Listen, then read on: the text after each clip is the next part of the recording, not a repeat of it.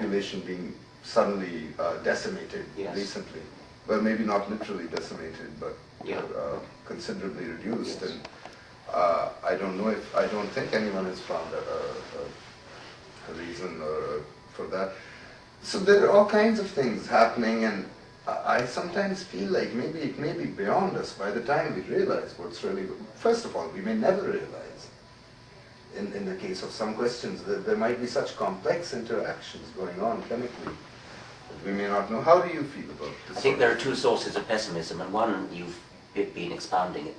The world and predicting the future may be too complex, even for the best science, for the best computer models. And that's one source of pessimism. But even if we got that right, even if the best science in the world did indeed correctly predict the future outcome of various courses of action, and therefore what's the best action we as humanity should take, we've then got a whole new other source of problem, which is having identified the best course of action, how do you persuade people to do it? Because it's one thing for the best scientists in the world to know what the best course of action is, assuming that that can be done.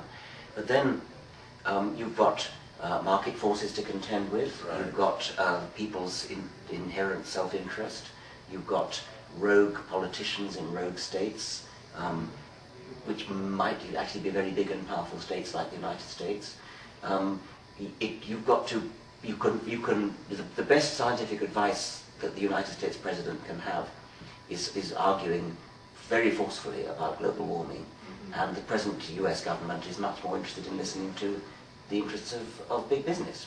And so, and if you can't even persuade the president of the most powerful country in the world of what the best scientific advice is, how could you hope to persuade the likes of Saddam Hussein or Idi Amin?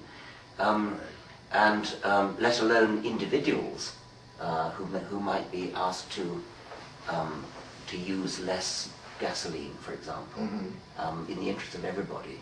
And you've got a tragedy of the commons. You've got, why should I limit the tiny little bit that little difference I can make as a user of gasoline is so trivial.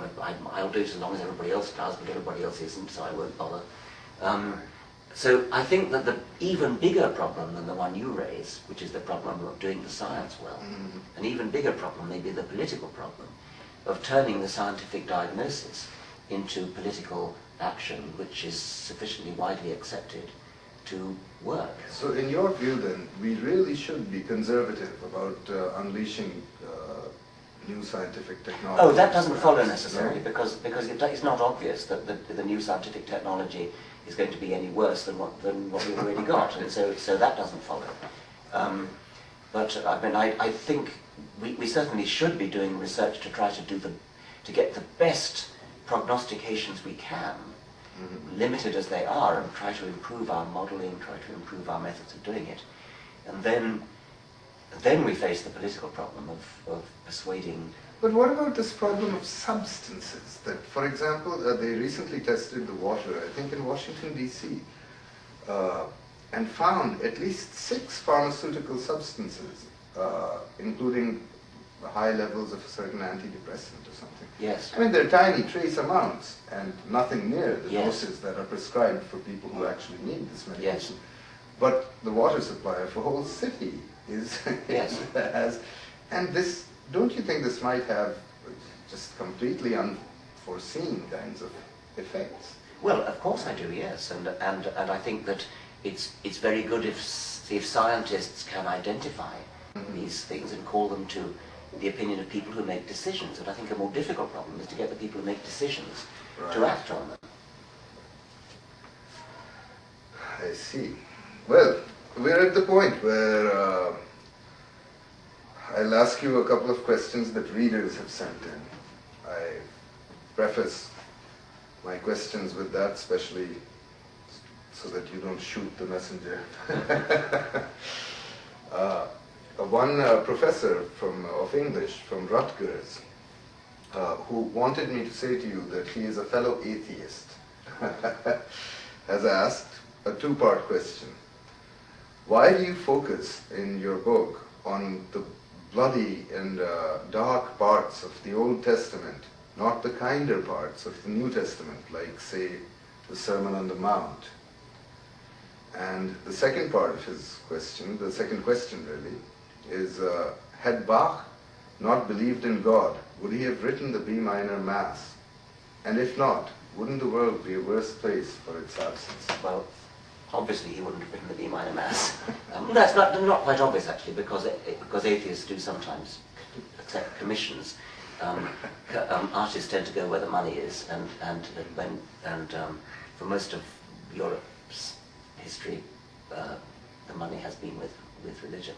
So he might well have written the B minor Mass. But assuming that he didn't write that, he might have written an even greater piece of music. He might have written the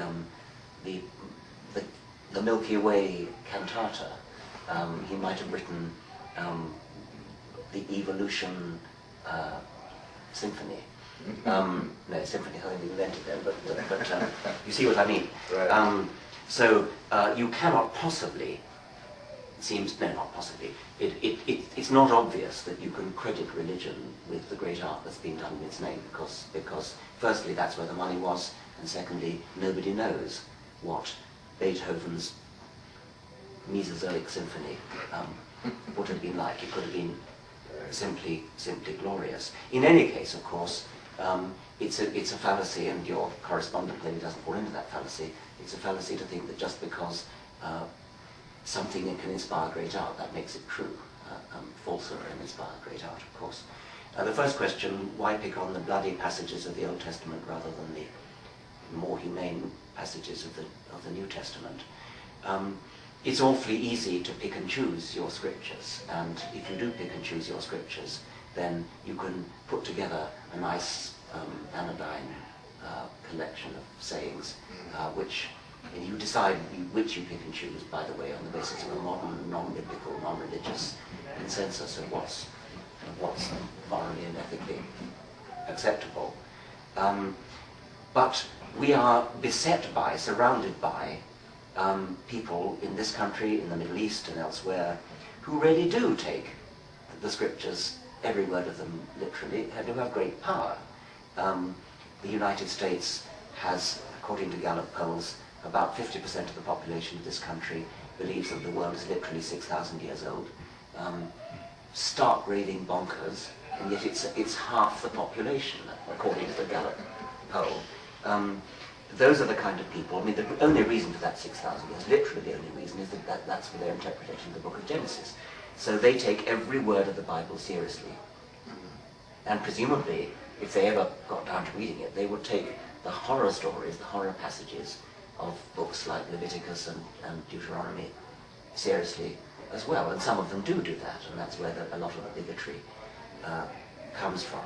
In the Islamic world, it's even worse. It's taken totally literally. It is the word of God, and whole legal systems of certain